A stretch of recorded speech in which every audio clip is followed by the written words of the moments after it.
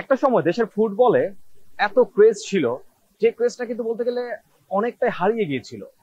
তবে এই হামজা, সমিত সোমদের আগমনের পর থেকে বাংলাদেশি যে ফুটবল ক্রেজের যে উন্মাদনাটা আবার বেড়েছে, তা কিন্তু বলার মতো নয়। আর আগামী 10 জুন সিঙ্গাপুরের বিপক্ষে এএফসি বাছাই কাপের মিশনে কিন্তু নামবে তারা, এবং সেই ম্যাচ দিয়ে বাংলাদেশের জার্সি গায়ে বাংলাদেশের মাঠে অভিষেক হতে যাচ্ছে কিন্তু এই হামজা চৌধুরী, সমিত সোম, একই সাথে ফাহমিদুলেরও।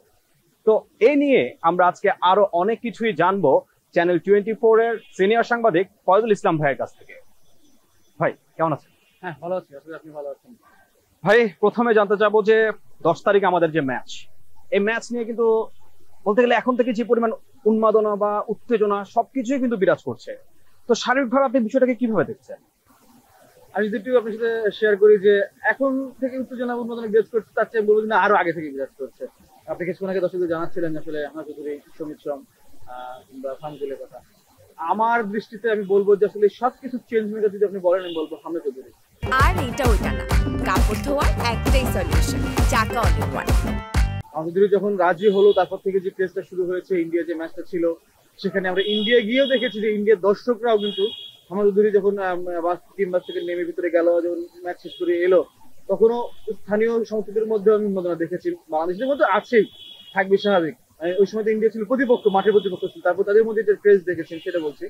এবং এছাড়া বাংলাদেশের মধ্যে এখনো ক্রেজ আছে, এবং ঢাকায় ম্যাচ নিঃসন্দেহে বাড়তি ক্রেজ, এবং টিকিট বিক্রি শুরুটা নিয়ে মানুষজনের যে জানতে চাওয়া, আপনি বলছিলেন সে ফুটবলের স্মরণের দিন ছিল, এবং নিঃসন্দেহে সেটি অনেকটাই ফিরছে বলে আমি বিশ্বাস করি। কারণ এই যে টিকিটের খোঁজ খবর আজকে দিনভর বলেন বা গত কদিন ধরে অনেকেই আমার কাছে ব্যক্তিগতভাবে জানতে চেয়েছে টিকিট কবে ছাড়বে, কবে ছাড়ছে, কিভাবে পাওয়া যাবে কিনা, দাম কেমন, যদিও এর মধ্যে ঘোষণা হয়ে গেছে সবকিছুই। তারপরে মানুষ জানার যে আগ্রহটা, মানে যে আলোচনায় আড্ডায় মানুষ থাকতে চায়। ন্যাশনাল স্টেডিয়ামটাকে যেভাবে সাজানো হয়েছে স্বাধীনতার পর এখন পর্যন্ত এত সুন্দর করে নাকি তারা কেউ দেখেনি। তো এটা নিয়ে আসলে আপনার কি মতামত, যে মানে দৃষ্টিনন্দন এবং সুন্দর একটা স্টেডিয়াম কিন্তু হয়তোবা এবার বাফুফে রেডি করছে, এবং এই ধারাবাহিকতা কি ধরে রাখতে পারবে কিনা? গ্লোবালি বাস্তবতাটা হচ্ছে যে আপনি যখন প্রিমিয়াম কোয়ালিটি শার্টও কেনেন, প্যান্টও কেনেন, বা যে কোনো কিছু, নিঃসন্দেহে এবারের ম্যাচটা তো খুব প্রিমিয়াম কোয়ালিটি ম্যাচ স্বীকার করতে হবে। মানুষের মধ্যে যে আগ্রহ আমরা দেখছি, তো আর আপনি এত বড় বড় তারকাদের খেলা দেখবেন, তো সেক্ষেত্রে টিকিটের প্রাইস আসলে বাস্তবতা বিচার করেন 400 থেকে গ্যালারি শুরু হয়েছে। তো সবার জন্য সমান হবে না। আর বাস্তবতা হলো যদি আপনি 200 করতেন সাপোজ, তারপরে দেখা যায় তারপরে সবার জন্য সমান হতো না, কারণ আমাদের দেশের সব শ্রেণীর মানুষই তো রয়েছেন। তো ইটস আমার পার্সোনালি আমার কাছে মনে হয় যে 400 মানে ম্যাচের হাইপ অনুযায়ী, প্রিমিয়াম কোয়ালিটি অনুযায়ী এটা এটা স্ট্যান্ডার্ড তো রাখতে হবে। তো সেক্ষেত্রে আমি মনে করি যে হয়তো একটা স্ট্যান্ডার্ড রাখার চেষ্টা করেছি বাপুকে। এখন সব থেকে বড় বিষয় হচ্ছে যে ঈদের সময়, এবার কিন্তু ঈদে একটা বড় একটা ছুটি। ঢাকা শহরে মানুষ বাস করে 1 কোটির ওপরে। ঈদের সময় মানুষ চলে যাবে, কতই বাদ যাবে, এটা একটা বিষয়। আর একটা বিষয় হচ্ছে যে যাওয়ার পথে কেউ না কেউ থাকবে। আর একটা বিষয় হচ্ছে যে আপনি ঈদের পরপর ছুটি শেষের দিকে, মানে এমন একটা সময় পড়ছে খেলাটা, তো যদি কারো ছুটি পড়ে যায় তার জন্য আরও ভালো হবে মনে করি। কিংবা যারা ঢাকার বাইরে যাবে তারা অলরেডি অনেকে মনে করি চলে আসবে, অথবা 11 তারিখ কেউ আসতো হয়তো খেলার জন্য, 10 তারিখে চলে যাবে, 10 তারিখ সন্ধ্যা 7টায় যেহেতু ম্যাচ। সুতরাং আমার মনে হয় যে ঈদের ইস্যুটা খুব একটা বড় ইস্যু হবে না। এছাড়াও শুধু ঢাকার মানুষ দেখবে তা তো না, ঢাকার আশপাশের জেলা রয়েছে, আপনার গাজীপুর রয়েছে, নরসিংদী রয়েছে, নারায়ণগঞ্জ রয়েছে, মানিকগঞ্জ রয়েছে, বা আরও অন্যান্য জায়গা থেকে কিন্তু অনেকে আসবে। ধরেন যারা ওই সব জেলার যারা পার্মানেন্ট সিটিজেন, তারা তো আসলে আপনি যদি নর্মাল ওয়ার্কিং ডেতে খেলা দিতেন, তারা তো আসলে এইটা ওয়েট করতো না, তারা হয়তো তাদের মতো করে বাসে হোক, ট্রেনে হোক, তারা কিন্তু আসবে। সুতরাং এই মানে 16 কোটির উপরে যে দেশের জনসংখ্যা এবং যোগাযোগ ব্যবস্থা যতটা ভালো, আমার কাছে মনে হয় যে এই ঈদের ইস্যুটা দর্শকপূর্ণ হওয়াতে কোনো প্রভাব পড়বে বলে, নেতিবাচক কোনো প্রভাব পড়বে বলে মনে হয় না। আমার বিশ্বাস প্রত্যাশী দর্শকই মাঠে থাকবে। এই যে হামজা চৌধুরী বা ফাহমিদুল বা সামিত সোম যারা আসছে, এদেরকে নিয়ে তো একটা হাইপ ক্রিয়েট হচ্ছে। আলটিমেটলি তারা কিন্তু দেশকে মানে কতদিন সার্ভিস দিবে এটা একটা বিষয়, সাথে আমাদের মানে অনেক দিনের একটা যে ঘাটতি, প্লেয়ার ঘাটতি, যে আমরা বারবারই বলি যে পাইপলাইন থেকে প্লেয়ার আনার বিষয়টা, বাফুফে কতটা আসলে মনে হচ্ছে যে এটা নিয়ে কাজ করছে? যদি এক কথায় বলেন, আমি এটাকে বলবো পজিটিভলি দেখবো। কারণ আমার বিশ্বাস যে ধরেন বড় বড় তারকা যখন আসবে, উন্নত মানের খেলোয়াড় যখন আসবে, মানে মানসম্পন্ন খেলোয়াড় যখন আসবে, তখন কিন্তু একটা পজিটিভ কম্পিটিশন তৈরি হবে।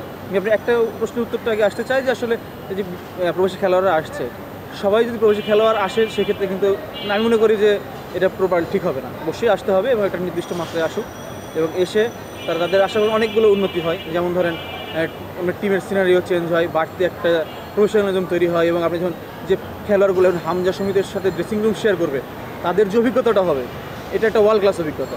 সিঙ্গাপুরের বিপক্ষে ম্যাচটা হচ্ছে ঢাকায়, তো আসলে বাফু এটা নিয়ে কোনো উদ্যোগ নিচ্ছে যে আমরা বাকি যাদের সাথে ম্যাচগুলো আছে, যেমন ভারতের সাথে ম্যাচ আছে কিংবা হংকংয়ের সাথে যে ম্যাচগুলো আছে, সেই ম্যাচগুলোকে তারা কি আসলে ঢাকার বাইরের যে স্টেডিয়ামগুলো সেগুলোতে আসলে চালানোর কি কোনো প্রচেষ্টা করছে বলে কি মনে করছেন? জাতীয় দলের ম্যাচ নিঃসন্দেহে সারা দেশে ছড়িয়ে দিতে হবে। আমি যদি সবশেষ উদাহরণটাই বলি, বাংলাদেশ যে ম্যাচটা লাস্ট খেললো ইন্ডিয়ার সঙ্গে, সেটি খেলেছিল শিলংয়ে। এর আগে কিন্তু বাংলাদেশ একবার ম্যাচ খেলেছিল কলকাতায়, অর্থাৎ ওয়েস্ট বেঙ্গল তাদের যে রাজ্য, সেখানে খেলেছিল। তো সেক্ষেত্রে সব দেশই কিন্তু এমন করে। এবং বাংলাদেশ একবার ইন্দোনেশিয়া একটা ম্যাচ খেলেছিল, প্রীতি ম্যাচ, আমি সেটা কভার করতে গিয়েছিলাম। সেটি কিন্তু তাদের রাজধানী জাকার্তায় হয়নি, সেটা হয়েছিল কিন্তু বান্দুং নামে একটা শহর আছে, ওখানে হয়েছিল। তো ন্যাশনাল টিমের ম্যাচগুলো ছড়িয়ে দিলে মানুষের মধ্যে একটা আলাদা ফুটবল নিয়ে উন্মাদনা আছে। তারা যখন আরও কাছ থেকে নিজের শহরে এত বড় তারকাদেরকে দেখবে, জানবে, আলোচনা থাকবে, টেলিভিশনে পত্রিকা নিউজ হবে, বাড়তে তাদের একটা মানে একটা আন্তরিকতা ফিল করে। এবং সেই আপনি যে প্রশ্ন করছিলেন তারই ধারাবাহিকতায় আমি যতদূর জানি ফুটবল ফেডারেশন সিঙ্গাপুরের ম্যাচটা ঢাকায় করছে, হংকংয়ের ম্যাচটা হবে অক্টোবরে, সেটি চট্টগ্রামে আয়োজনের পরিকল্পনা চলছে। এবং শুধু পরিকল্পনা না, তারা বেশ অনেকটা এগিয়েও গেছে। শুধু ঢাকা কেন্দ্রিক হলে তো আমাদের হচ্ছে না, আমাদের ফুটবলের যে মানে আমাদের যে সম্পদ বা আমাদের যে সমৃদ্ধশালী যে একটা ছিল, সেটাকে যদি আমরা তুলে ধরতে হয়, আমাদেরকে কিন্তু আসলে আমাদের ঢাকার বাইরের স্টেডিয়ামগুলোকেও আসলে তুলে ধরতে হবে। তো এটা নিয়ে আসলে বাফুফে কোনো কাজ করছে কিনা কি মনে হয়? চিটাগাংয়ের ভেন্যুতে কিন্তু জেলা স্টেডিয়াম চিটাগাংয়ের, সেখানে কিন্তু গ্যালারিতে চেয়ার নেই। তো এখানে বিষয়টা একটু জটিলতা রয়েছে, কারণ এরই মধ্যে জাতীয় ক্রীড়া পরিষদ থেকে ফুটবল ফেডারেশনকে স্টেডিয়ামটি বুঝিয়ে দেওয়ার জন্য একটি চিঠি দেওয়া হয়েছে। খুব শিগগির এমনিও সাইন হবে, যদিও স্থানীয় সংগঠকরা বলছেন যে তারা স্টেডিয়ামটা আপাতত ছাড়তে চাচ্ছেন। এই নিয়ে বেশ দর কষাকষি চলছে বা আলোচনা চলছে। তো বাহুবে চাইছে খুব দ্রুত যদি তারা এটা বুঝে পায় এমইউ সাইনের মাধ্যমে, তাহলে তারা সেখানে চেয়ার বসানোর উদ্যোগ নিজেরাই নেবে এবং সেখানে স্ট্যান্ডার্ডটা মেনটেন করে তারা চাইবে যেন সেখানে হংকংয়ের ম্যাচটা অক্টোবরে আয়োজন করা যায়। এবং অক্টোবরের পরে বাংলাদেশে আরেকটি ম্যাচ রয়েছে, এশিয়ান কাপ বাছাই হোম ম্যাচ নভেম্বরে, সেটি সিলেটে আয়োজন করার পরিকল্পনা। সিলেট হামিদ চৌধুরীর বিভাগীয় সহ, তার বাড়ি হবিগঞ্জে, অ্যাকচুয়ালি হবিগঞ্জ সিলেট একই বিভাগে পড়েছে, সেখানে আয়োজন করার পরিকল্পনা রয়েছে। তো এই যে জাতীয় দলের ম্যাচগুলোকে ছড়িয়ে দেওয়ার যে পরিকল্পনা, সেই পরিকল্পনার পথে বাহুবে হাঁটছে এবং তারা কিন্তু স্টেডিয়ামগুলো ভিজিট করছে নিয়মিত। অনূর্ধ্ব 19-ও কিন্তু কিছু বিদেশি এবার সাফ অনূর্ধ্ব 19-ও খেলেছে। তো সার্বিকভাবে এই বিদেশি এনে কতটুকুই বা সম্ভব, নাকি এটা সম্পূর্ণটা আসলে মানে কি বলবো, এটাকে আইওয়াশও বলা যায় কিনা, নাকি বাফুফে আসলে পুরো দেশ থেকে যে প্লেয়ার তুলে আনার যে বিষয়টা সেটা নিয়েও কাজ করছে? ওইদিকে ঝুঁকে আপনি যদি তৃণমূলকে ভুলে যাবেন তাহলে কিন্তু হবে না। আমার পরামর্শ, তৃণমূল থেকে ফুটবলার তুলে নিয়ে আসতে হবে। এবং বাফুফে রিসেন্ট যতটুকু আমি কার্যক্রমে দেখলাম যে যদিও বা প্রিমিয়ার লিগ, চ্যাম্পিয়নশিপ লিগের পরের যে লিগগুলো আছে কোনোটাই হচ্ছে না, নতুন কমিটি আসার পরে হওয়ার উদ্যোগ নেওয়া হয়েছিল। মহানগর ফুটবল লিগ কমিটি এবং পায়োনিয়ার লিগ কমিটিকে আলাদা করে দেওয়া হলো। তো সেক্ষেত্রে তারপরেও কিন্তু দেখিনি আমরা। বাট ডেভেলপমেন্ট কমিটির অধীনে যে কাজগুলো হওয়ার কথা, বয়সভিত্তিক দলের ফুটবলার তুলে নিয়ে আসার, গ্রাসরুটে কাজ করা, কাজগুলো হচ্ছে।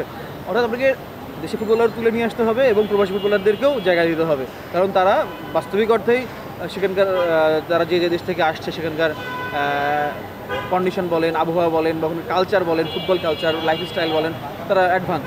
এবং সেক্ষেত্রে এদের শেখারও সুযোগ আছে দেশে যেমন যারা ফুটবলার রয়েছে। আরেকটা বড় বিষয়, যেমন ধরেন এখন আমাদের ফুটবলারদের এখন যদি তারা ন্যাশনাল টিমের জায়গা করে নিতে চায়, তাহলে আপনি কার সাথে ফাইট করতে হবে? ফাইট করতে হবে হামজার সঙ্গে, ফাইট করতে হবে সমিত সোমের সঙ্গে। যখন আপনি টপ লেভেল ফাইট করবেন, তখন কিন্তু আপনার মানটা কিন্তু আরও বাড়বে। সুতরাং দেশের ফুটবলারদের জন্য চ্যালেঞ্জটা আছে এবং সেই চ্যালেঞ্জটা মনে করি পজিটিভ চ্যালেঞ্জ, যে আপনি একজন মানসম্পন্ন ফুটবলারকে বিট করার জন্য আপনি লড়বেন, আপনি নিজেকে তৈরি করবেন। এবং যারা ছোটরা যারা উঠে আসবে, তারা কিন্তু এখন হামজার মতো ফুটবলারকে কিন্তু আইডল হিসাবে দেখে কিন্তু তারা সামনে আসতে চাচ্ছে। তো সুতরাং এটার আমি বলি পজিটিভ দিকটাই বেশি রয়েছে এবং বাহুফেকে এটা সমন্বয় করতে হবে। শেষ একটাই প্রশ্ন, সেটা হচ্ছে বর্তমানে কোনটাকে জনপ্রিয় হিসেবে দেখছেন, ক্রিকেট না ফুটবল? পেশাদারিত্বের বাইরে যদি ব্যক্তিগতভাবে জিজ্ঞেস করেন, তাহলে আমার কাছে অলওয়েজ ফেভারিট ফুটবল। এবং আমি বিশ্বাস করি ফুটবলের জনপ্রিয়তা বাংলাদেশে ছিল, আছে এবং থাকবে। কেন বলছি, হয়তো বা দৃশ্যমানভাবে মনে হয়নি, কিন্তু মানুষের মধ্যে রয়েছে। যখন ন্যাশনাল টিমের খেলা হতো, অনেকেই কিন্তু জিজ্ঞাসা করতো রেজাল্ট কী, কখন খেলা কী। হয়তো এখন যেভাবে মানুষ খুব সিরিয়াসলি বারবার জিজ্ঞাসা করছে, এইভাবে না, কিন্তু কম হলেও করেছে। তো ন্যাশনাল টিমের রেজাল্টটা কিন্তু একটা বড় ফ্যাক্টর। কিছুক্ষণ আগে বলেছি আপনাকে, রেজাল্ট যখন ভালো হতো, এটা কিন্তু একটা ভাইব থেকে যেত। আর যদি একদম বাস্তবতায় বলেন, যদি কমার্শিয়াল বেনিফিট থেকে শুরু করে ওভারঅল সব কিছু বলেন, তাহলে বলতে হবে ক্রিকেটটাই এগিয়ে ছিল। কিন্তু সাম্প্রতিক সময়ে কাকতালীয় হোক আর বাস্তবতায় হোক, ক্রিকেট দলের কিন্তু পারফরমেন্সটা খুব একটা ভালো না। আর হামজা চৌধুরীকে আমি বারবার বলছি, তিনি আসলে বাংলাদেশের নট অনলি ফুটবল, আমি বলবো পুরো ক্রীড়াঙ্গনের একজন গেম চেঞ্জার। তিনি আসার পর সব স্পটলাইট ফুটবলের উপর রয়েছে এবং তারপরে তো তাকে দেখা দেখি তো সমিত সোম রাজি হলেন, ফামিদুল্লাহও আসছেন, আরও আস্তে অনেক তারকায় আসবেন এবং আমার বিশ্বাস আরও অনেক তারকায় তৈরি হবে। এবং আমার মতে ফুটবলের যে জনপ্রিয়তাটা ছিল, সেটা নতুন করে পালে হাওয়া লেগেছে এবং হাওয়া লাগায় আমি বলবো দৃশ্যমানভাবেই এখন আমি বলবো ফুটবলকে নিঃসন্দেহে এগিয়ে রাখবে। অসংখ্য ধন্যবাদ। আপনাকে অনেক ধন্যবাদ। দর্শক, এখন দেখার অপেক্ষা বাংলাদেশে এই ফুটবলের ক্রেজটা কতদিন থাকে। তবে এটুকু নিশ্চিত যে হামজা, শামিদ সোমরা আসার পরে বাংলাদেশে ফুটবলের যে নতুন জোয়ার বইতে শুরু করেছে তা কিন্তু সহজে থামবার নয়। তাদের দেখা দেখি আরও হাজার হাজার তরুণ ফুটবলার হবার স্বপ্ন যাদের মধ্যে রয়েছে তারা কিন্তু আরও বেশি বাংলাদেশের ফুটবলে যোগ দিতে কিন্তু তারা ঝাঁপিয়ে পড়বে। এখন শুধু দেখার অপেক্ষা কতটুকু এগিয়ে যেতে পারে বাংলাদেশ। আর সবার বিশ্বাস বাংলাদেশ তার ফুটবলের নতুন এক অধ্যায় শুরু করবে।